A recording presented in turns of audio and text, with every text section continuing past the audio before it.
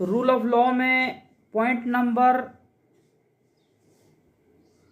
3 समझ रहे थे कि no member of parliament shall be liable to any proceedings any court in respect of anything said और any vote given by him in parliament और any committee thereof. तो जो भी member of parliament होगा उसके खिलाफ कोई भी प्रोसीडिंग नहीं चलेगा, वो रूल ऑफ लॉ से हट करके होगा। इन लोगों को क्या दिया जाता है, कुछ प्रिविलेजेस दिया जाता है।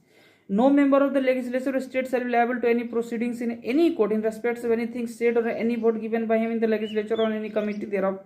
आर्टिकल 194 का उसे पावर है, यानी कि उसे कुछ प्रिविलेजेस दिया गया है, कुछ लायबिलिटीज प्रदान की गई। जैसे article 31C is an exception to article 14। Article 31C जो है एक्सेप्शन है। क्या exception? It provide that the laws made by the states for implementing the directive principles contained in clause B और clause C of article 39 cannot be challenged on the ground that they are violative of article 14।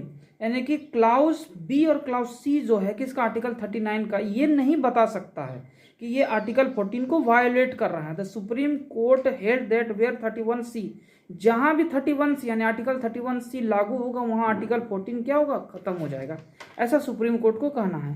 और foreign sovereign हो गया, ambassadors हो गया, diplomats हो गया, इन लोगों को भी इम्यूनिटीज प्रदान की जाती है।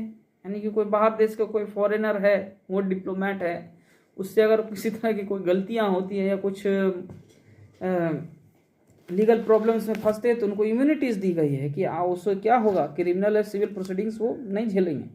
यूएनओ का या कोई ऐसे एजेंसीज का डिप्लोमेट्स है तो उनको भी इम्यूनिटी दिया गया है।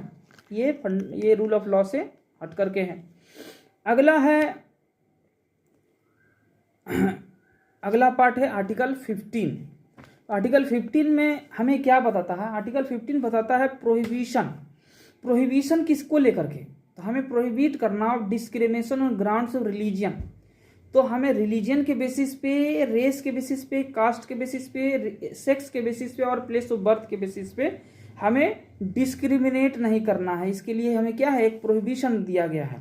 तो इसको पूरी तरह से अच्छे से समझते हैं कि state shall not discriminate against any citizen on grounds only of. Only बोल रहा है, किस किस बेसिस पे, ये बेसिस बता दिया कॉन्स्टिट्यूशन, ताकि कोई दूसरा बखेड़ा बाद में खड़ा ना हो जाए। जैसे कि रिलीजियन हो गया, रेस हो गया, कास्ट, सेक्स और प्लेस ऑफ बर्थ के आधार पर आप इसे डिस्क्रिमिनेट नहीं कर सकते। डिस्क्रिमिनेशन का मतलब क्या होता है? Adverse distinction with regard to और to distinguish unfavourably from others. The use of word only connote that discrimination on other grounds is not prohibited. तो अगर डिस्क्रिमिनेशन इसके अलावा होगा तो उसको प्रोहिबिट हम लोग नहीं करेंगे, ऐसा कहना है ये आर्टिकल 15 का। तो आर्टिकल 15 और क्या बोलता है इसको थोड़ा नेक्स्ट वीडियो में हम बताते हैं।